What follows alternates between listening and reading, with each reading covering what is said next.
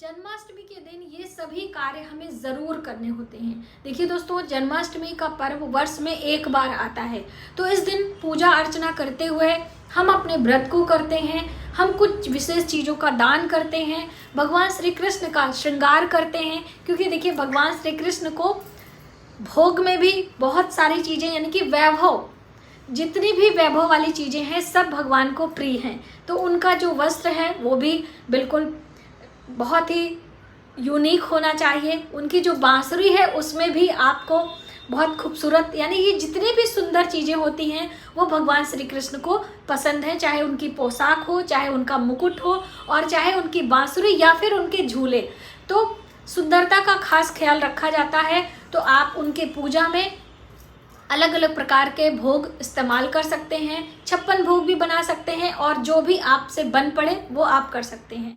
नमस्कार, welcome to my channel. मैं हूँ मनीषा। आप सभी को जन्माष्टमी पर्व की बहुत बहुत शुभकामनाएं। कान्हा जी की कृपा आप सभी पर बनी रहे। देखिए, जन्माष्टमी का पर्व आप अलग अलग तरीके से मना सकते हैं, जैसे आपके परिवार में मनाया जाता हो। कोई लोग लड्डू गोपाल की पूजा करते हैं, उन्हें पंचामृत से स्नान कराते हैं, शुद्ध जल से स्नान कराकर नई नई पोशाकें, बांसुरी, मोरपंख, झूला झुलाते हैं। झूला झुलाना बहुत ही शुभ होता है। बहुत सारे लोगों के यहाँ लड्डू गोपाल नहीं है, तो क्या वो पूजा नहीं कर सकते? बिल्कुल कर सकते हैं। लड्डू गोपाल यानी कि बाल स्वरूप प्रतिमा, यानी फोटो की भी पूजा की जा सकती है।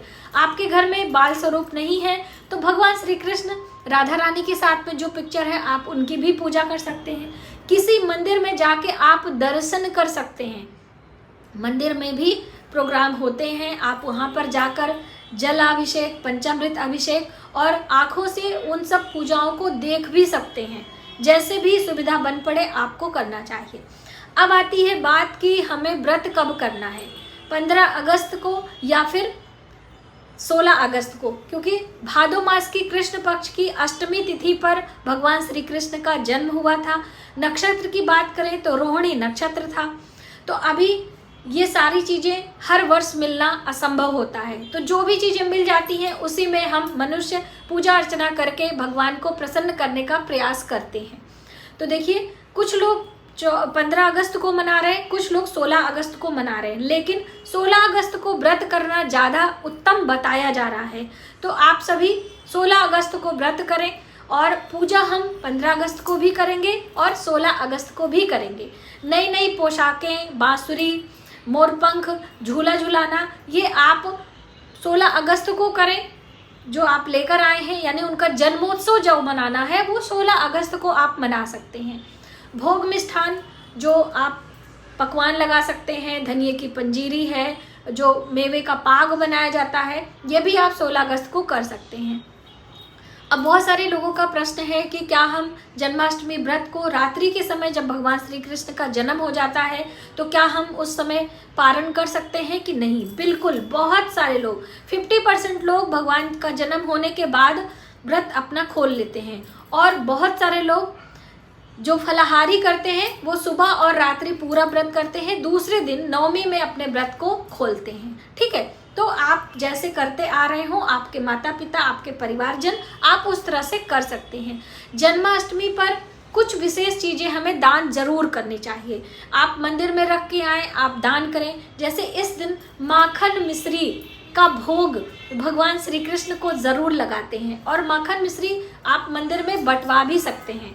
मक्खन मार्केट वाला नहीं, उसमें तो नमक होता है, और जो गाय भैंस जहाँ पर पाली रहती हैं, गौशालाएं जहाँ पे होती हैं, वहाँ पे मक्खन मिलता है। आप ले लें, मिश्री पाउडर कर लें, और दोनों को मिक्स करके ज़्यादा से ज़्यादा लोगों में बांटना चाहिए। इससे शुभता आती है, आपका चंद्रमा अच्छा होता है माखन मिश्री का दान करने से। दूसरी अहम बात कि बांसुरी भेंट करने से, बांसुरी मोरपंख लगाकर कान्हा जी को हम भेंट करते हैं, उससे हमारी संतान की उन्नति होती है, हमारे संतान के जीवन में खुशियाँ आती हैं। और बहुत सारे लोग जो संतान नहीं है, वो संतान की प्राप्ति के लिए बांसुरी के अंदर, जो बांसुरी होती है वो खोखली होती है, लेकिन वो बांस की ही बांसुरी हो, वही मान्यता होती है। जैसे चांदी की बहुत सारे पीतल की, अलग अलग मार्केट में बांसुरी आती है। तो जो हम उपाय के लिए बांसुरी लेते हैं वो बांस की ही होनी चाहिए, जो मेले वगैरह में मिलती है। तो बांस की बांसुरी में चीनी, यानी कि जो चीनी का भूरा होता है उसे भर के और उसे मोम से पैक कर देते हैं और ऐसी बांसुरी को ले जाकर कान्हा जी को भेंट करते हैं और अपनी संतान के लिए प्रार्थना करते हैं कि आपके जैसे मेरे गोद में ऐसे संतान आए। ये संतान प्राप्ति का एक विशेष उपाय है जो कि जन्माष्टमी पर आप कर सकते हैं। बहुत सारी बहनें जो चाहती हैं कि हमारी संतान हो जाए और किसी भी कारण से नहीं हो रहा है, तो आप देखिए डॉक्टरी सलाह तो आप लीजिए ही, लेकिन ये भी आपको करना चाहिए। दूसरी अहम बात कि अपने घर में ही पूजा करें। क्या हम मंदिर नहीं जा सकते हैं? तो ये मैंने आपको पहले ही क्लियर कर दिया है कि आप मंदिर जाकर देख भी सकते हैं, वही पुण्य फल आपको मिलेगा। अगर आप लड्डू गोपाल नया लाना चाहते हैं, सेवा करना चाहते हैं, तो आप अपने घर में लाकर सेवा कर सकते हैं। और ये दिन बहुत अच्छा होता है क्योंकि भादो मास के कृष्ण पक्ष की अष्टमी पर ही भगवान कान्हा जी का जन्म हुआ था। भादो मास की शुक्ल पक्ष की अष्टमी पर राधा रानी का जन्मोत्सव मनाया जाता है, जब से महालक्ष्मी व्रत प्रारंभ हो रहा है। बहुत सारी बहनों के प्रश्न आ रहे हैं दीदी आप इस पर डिटेल में वीडियो, तो बिल्कुल आपको वीडियो अब मिलने वाली है और वीडियो चैनल पर भी है, तो आप उसे देख भी सकते हैं। और सबसे ज़्यादा कन्फ्यूजन था कि जो ललही छठ यानी हर छठ का व्रत करती हैं वो कृष्ण जन्माष्टमी का व्रत नहीं कर सकती हैं क्या?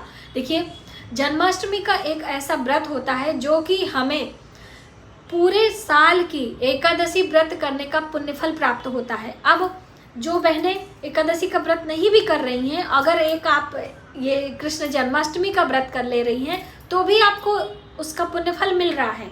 तो आप इस कंफ्यूजन में ना रहें कि हमने ललई छठ किया है अब हम जन्माष्टमी का व्रत नहीं कर सकते। बिल्कुल आप कर सकती हैं, ठीक है। तो ये चीज़ें आपकी क्लियर हो गई। वैसे ऑलरेडी मैंने आपको वीडियो दी थी, लेकिन फिर भी बहुत सारा कन्फ्यूजन था, तो मैंने सोचा इस वीडियो में मैं आपकी क्लियर कर दूं। और दूसरी अहम बात कि इस दिन आपको ज़्यादा से ज़्यादा चंद्र ग्रह से संबंधित चीज़ें दान करनी चाहिए, यानी दूध का दान कर सकते हो, पंचामृत से भगवान का अभिषेक कर सकते हो। अगर अभिषेक नहीं कर सकते हो तो आप पंचामृत बनाकर अपने पूजा मंदिर में भगवान का भोग लगा के बांट सकते हो। बांटने के लिए आप अपने परिवार में बांटें, आप अलग जो आपके पड़ोसी हैं उनको भी आप दे सकते हैं। किसी मंदिर में ज़्यादा मात्रा में बना के ले जाएं, मंदिर में आप बांट सकते हैं।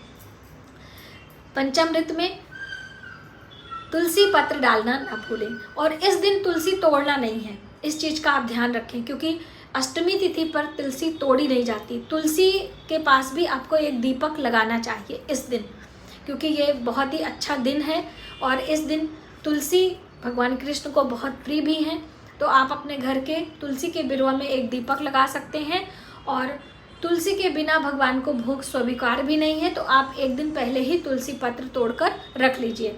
दूसरी अहम बात कि आप कान्हा जी के जो ये उनकी प्रतिमाएं होती हैं पहली बार लाना चाहते हैं, आपके घर खराब हो चुकी है तो आप ला सकते हैं, विसर्जित मत करिएगा। जैसे आपके घर कोई पहले से कोई खंडित प्रतिमा हो गई, अलग उठा के रख दीजिएगा, उस दिन आपको विसर्जित नहीं करनी है। अष्टमी तिथि पर माता लक्ष्मी की भी पूजा की जाती है, इसीलिए माता लक्ष्मी का वास तुलसी में होता है, तो आप तुलसी में दीपक लगाइएगा, मुख्य दरवाजे पर दीपक लगाइएगा। और दोस्तों जो मैंने 9 मुखी दीपक आपको दिखाया था तो आप लगाइएगा, लेकिन क्या है कि अभी जब यहाँ पे हम बाहर आए तो मुझे पता चला कि कितनी परेशानियाँ आ सकती हैं। 9 मुखी दीपक काफ़ी लो वाला होता है और काफ़ी देर तक चलता है, तो आप इसे जैसे फ्लैट वगैरह में साइलेंसर लगा होता है ना, अलार्म जो आग वगैरह लग जाती है उसके कारण, तो ऐसा हो सकता है। क्योंकि मुझे प्रॉब्लम आने वाली थी लेकिन मैंने उसे साइड कर दिया था, तो काफ़ी तेज होता है, तो आप 4 मुखी दीपक ही लगाएं, वो आपके लिए अच्छा है। मुख्य दरवाजे पर जो मैंने आपको लगाकर दिखाया था। भगवान जी को भोग प्रसाद में आप पंचामृत का भोग भी लगा सकते हैं, पंचामृत से स्नान भी कर सकते हैं। अब देखिए कई लोगों का ये भी सवाल आ सकता है कि जो हमने पंचामृत स्नान किया उसको हम क्या करेंगे। तो यदि लड्डू गोपाल को आप पहले से जल से स्नान करा के और एक साफ जल पात्र में बिठाकर फिर स्नान कराते तो वो पंचामृत आप स्वयं ले सकते हो, कोई प्रॉब्लम नहीं है। शुद्ध साफ है, भगवान का चरणामृत है, आप स्वयं उसे पान कर सकते हैं, उसमें कोई दिक्कत नहीं है। और नहीं आपका दिल भरता है तो आप उसे गमले वगैरह में डाल सकते हैं। तुलसी पत्र अगर तोड़ नहीं पा रहे हैं, भूल जा रहे हैं, तो जो गमले के आसपास गिरी है उनका भी इस्तेमाल आप कर सकते हो। पंचामृत गाय का शुद्ध घी, गाय के दूध से बना दही और गाय का ही घी इस्तेमाल करेंगे। और शक्कर में, मीठा में मिश्री आप डाल सकते हो और शहद, ये इतनी चीज़ों को मिलाकर पंचामृत बनाया जाता है। तो आपने जाना कि श्री कृष्ण जन्माष्टमी पर पूजन अर्चन और भोग प्रसाद, साथ ही हमें फलाहार में क्या क्या चीज़ें लेनी है। मुझे उम्मीद है कि आपके लिए ये वीडियो काफ़ी हेल्पफुल होगी और आप अच्छे तरीके से जन्माष्टमी का पर्व मना पाएंगे। एक बार फिर से कृष्ण जन्माष्टमी की बहुत बहुत शुभकामनाएं। भगवान श्री कृष्ण और राधा रानी की कृपा हम सब पर बनी रहे, ऐसी मेरी कामना है। जय माता दी।